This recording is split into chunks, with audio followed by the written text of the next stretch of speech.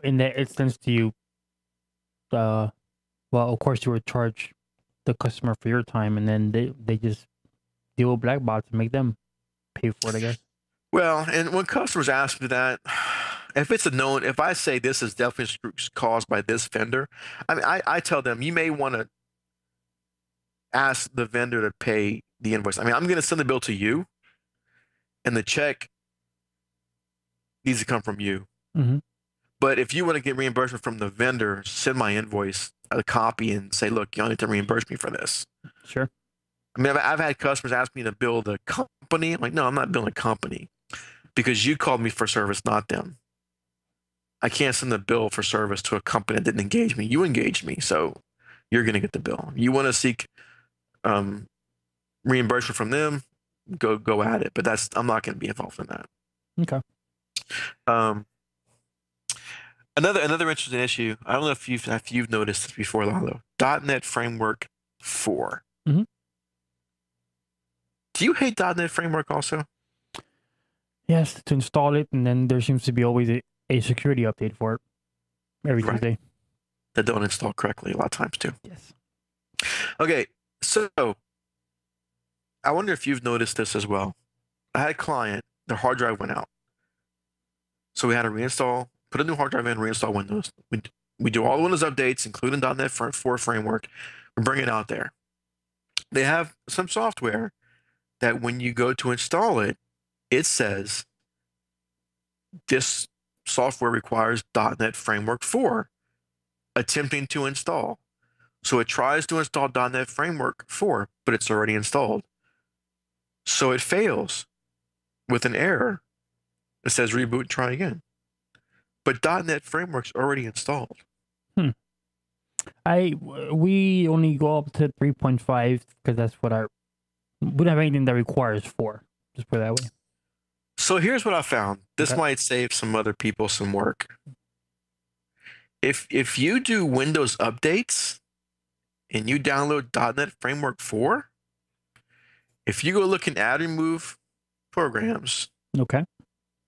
you're going to see, and I'm gonna read it to you. You're going to read like on mine. I did Windows update on my computer. You're going to see Microsoft .NET Framework 4 client profile. That's what gets put there when you do Windows, when you get .NET Framework 4 through Windows Update. So you think it's installed, right? Right. Huh. Not necessarily. Not necessarily. So I uninstalled .NET Framework 4 Profile. client profile. Mm-hmm. And I ran the software again, thinking, okay, fine. If it doesn't think it's there, let me get rid of it, and it'll put it there. You go to run the software, it does the same thing. It says it doesn't find it. Do you want to install it? Yes. Goes to install it, it fails. So the first time neither time it saw it, and both times it tried to install it, and both times it failed. So what's going on? I thought this is strange. So I'm thinking, okay, if I can see that this installer is just going to trying to pull it down also from I guess Windows Update or Microsoft, whatever it's trying to pull it from, but it's not installing correctly. So I go to Microsoft site and download .NET Framework. There's just a standalone installer, and I install that. And when I install that, if you go to add and move programs again, you're going to see something different. You're going to see .NET Framework client profile, but right below it, you're going to see Microsoft .NET Framework extended. Now, when I went to install software, it saw .NET Framework 4 and it completed the install fine. Why is this so difficult? So the Windows Update version of .NET Framework apparently is not giving you the full .NET Framework, because I tried this on my computer. In Windows Update, you do not get the .NET Framework 4 extended. So there's some component that some software requires that's not included in Windows Update. That's very So now, interesting. yeah. Not So now surprising at all, but I interesting. don't do Windows .NET Framework 4 at the Windows Update. I just go pull the full installer down in case it's needed for something. And then I actually looked on a pre-built. So we'll of course we get computers from Dell and HP. I unpacked a computer the other day, prepping it for a customer, and I went before I did anything. I went to add and move programs to see what was in there, and it had client profile and it had extended. So they did the full install of .NET Framework from HP. But if you do Windows Update, you're only getting the client profile, and some software is not going to like that. That's very very interesting. And like I said a little bit earlier, not too surprising, but okay. So be on the lookout for that. If you're doing something with .NET 4 framework, you might need the full installer from Microsoft instead of Windows Update. Gotcha. Gotta love .NET. Yeah. Yes. Gotta be something better out there, sure. Okay, next.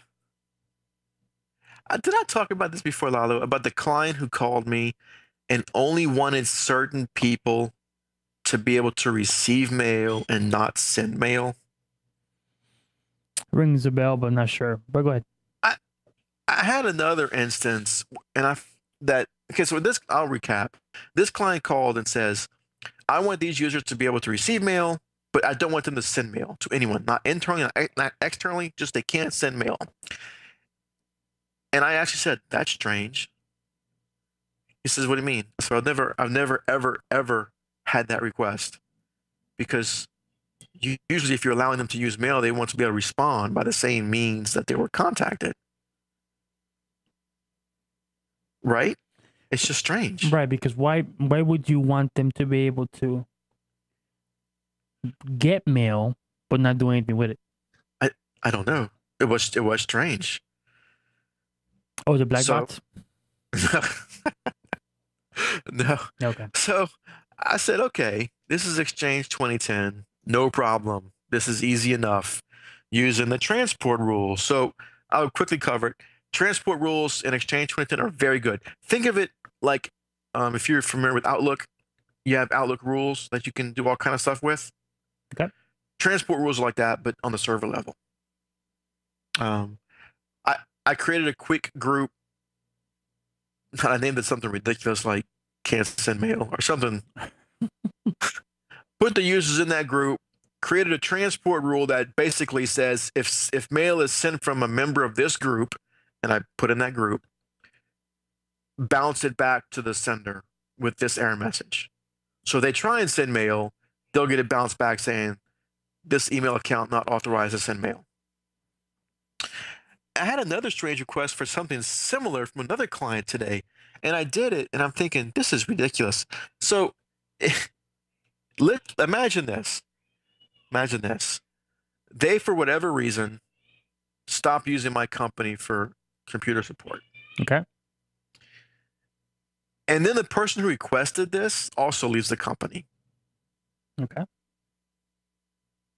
6 months from now, somebody's gonna get a call from one of these users saying, I can't send mail. Oh no. It's one of the things where it's not documented. This is a system administrator's nightmare trying to figure out why he's not doing it. So yeah, and then the other one I had was just as strange. I forget the exact specifics, but I remember thinking this is weird too. But the point of this is if anything happens strange with Exchange 2007 or Exchange 2010, go check these transport rules, because you can do a lot of things in transport rules to really make things do whatever you want it to do. And you might not look at it. You might not think transport rules to do this, but I mean, I use it generally for maybe restricting some users from sending large attachments, or it's nice to do a disclaimer on all outgoing email. Sure. But you can do a lot of things with it. And one that I made it do is to do this. Another thing I did, somebody else asked me to do, is they wanted accounts that get disabled. if a person leaves the company, right? You may want the email to be forwarded to another user. Right. So that's easy. I can just say forward to this account. But what happens when they say, I don't want to receive his mail anymore?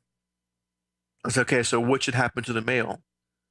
Well, I don't want them to receive mail. I want just to bounce back to the sender.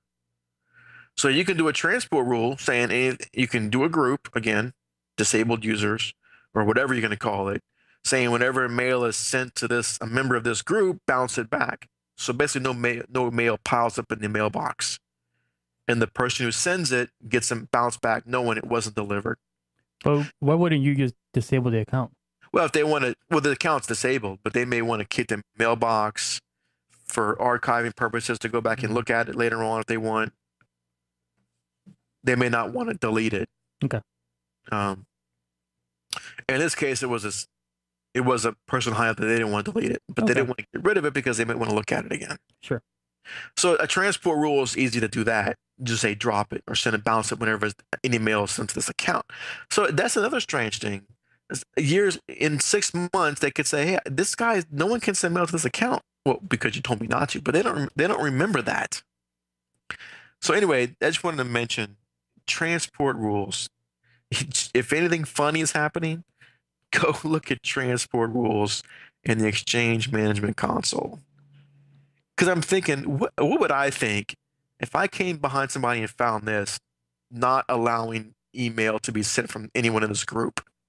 No, and I agree. And we've talked about it before where you see something and you go, what kind of admin would do this? But if you've been doing this for so many years, it's not the technical person. It's the oddball request they get from the client because they want it done that way. And I named the group, I think, can't send mail or something. And the description is usually if you're a member of this group, you can't send mail. And the transport rule, I named it, can't send out email and it was very clear, but if you don't know where to look, well, sure, you wouldn't see it. Now you might see the group in Active Directory and put 2 and 2 together, but you may not. You may not to look at Active Directory of why somebody can't send email. Mm-hmm.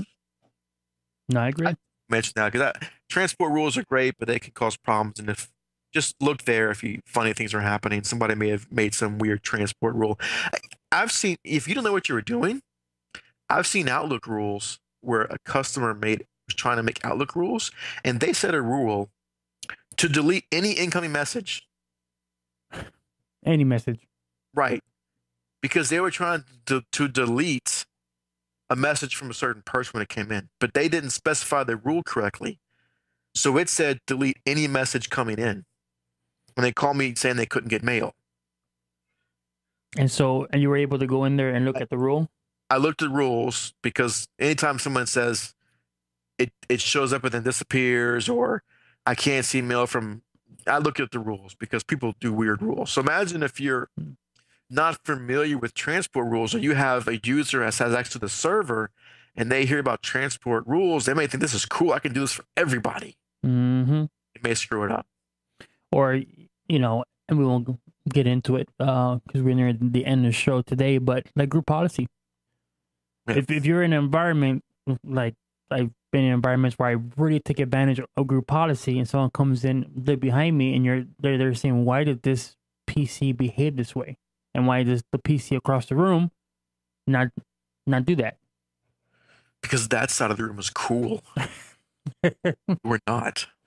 Oh, let's move your desk over there. Tell them, move your desk over there and call me back if it's still having the same problem. Here we go. Oh, man. A little busy work for you. The Wally deflector.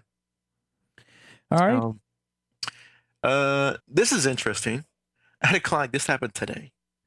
Client called me and they said there was a problem, and I won't get into the specifics. Well, it's basically about a network cable that wasn't working.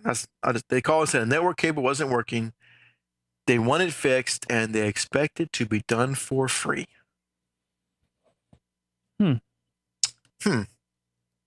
Really? Did you do a job within the past 24 hours? No. No, this cable was ran 3 or 4 years ago when the building was built. All cables were